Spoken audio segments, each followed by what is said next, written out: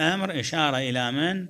أطيعوا الله وأطيعوا الرسول وأولي الأمر منكم. شوف الإطاعة كم مرة تكررت؟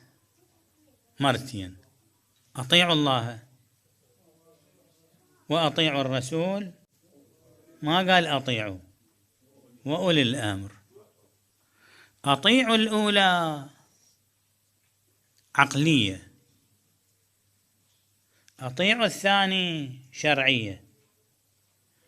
أطيعوا الله إشارة إلى الوجدان والعقل. إحنا بذواتنا نعرف أن طاعة الله واجبة. أحسنتم، هذا إحنا ندرك هذا. فأتى أطيعوا، لأن هاي نوع الطاعة تختلف مع نوع الطاعة الثانية. فنوع الطاعة الثانية بما أنها شرعية ما كررها بعد، اثنينات على نسق واحد راح يصير. فهذه الإطاعة بالوجوب العقلي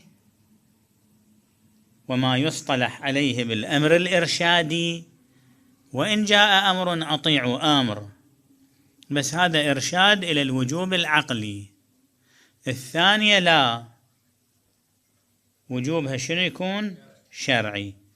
فراح تصير الطاعة الثانية واحدة، أطيعوا الرسول وأولي الأمر شيء واحد، وهذا أمر واحد. طاعة الرسول شلون تكون؟ طاعة أولي الأمر نفس الطاعة لو غيرها؟ نفسها، ما كررها.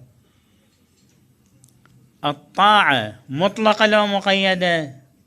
حط لها ثلاث قيد، قال وأطيعوا أولي الأمر، لا، أطيعوا ما كررها.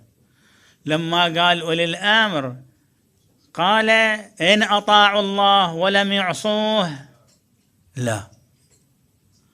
فشنو يصطلح عليه؟ مطلقة. فطاعة الرسول مطلقة، وطاعة أولي الأمر شلون صارت؟ طاعة أولي الأمر أيضا ستكون مطلقة. هل يعقل الله جل وعلا يأمرنا بالطاعة المطلقة العمياء لجماعة يمكن أن يخطئوا، يمكن أن يقعوا في المعصية أو يأمرنا بمعصية اشتباها؟ لا. فشنو راح تستفيد من هذه؟ أن هذه تدل على عصمة من؟ أولي الأمر، كما هي دالة على عصمة من؟ رسول الله صلى الله عليه وآله. كما رسول الله معصوم طاعته مطلقة، كذلك أولي الأمر طاعته بجنب تلك الطاعة طاعة مطلقة. مثل ما قال الفخر الرازي في الآية: يا أيها الذين آمنوا اتقوا الله وكونوا مع من؟ مع الصادقين. ما قال شو وقت تكونون مع الصادقين، قيدها؟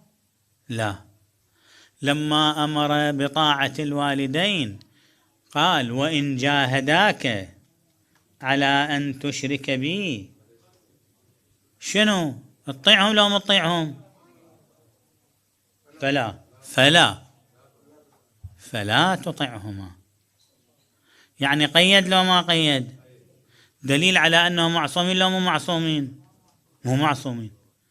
مكان اللي ما يقيد دال على أن هناك توجد عصمة.